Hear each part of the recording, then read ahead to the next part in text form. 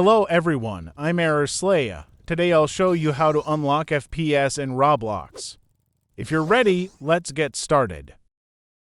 First of all, as you can see, my FPS is stable at around 60. In the meantime, you can open the FPS indicator by pressing Shift and F5. Let's close the game and unlock the FPS. Type run in the search bar and click it. Type %local app data % and click OK.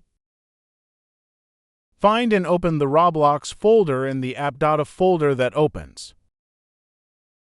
Right-click on the XML file named Global Basics Settings. Note that it doesn't say Studio.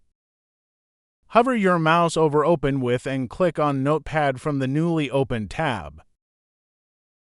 Press Ctrl and F keys to launch the search command and search for frame rate cap. You can also search manually.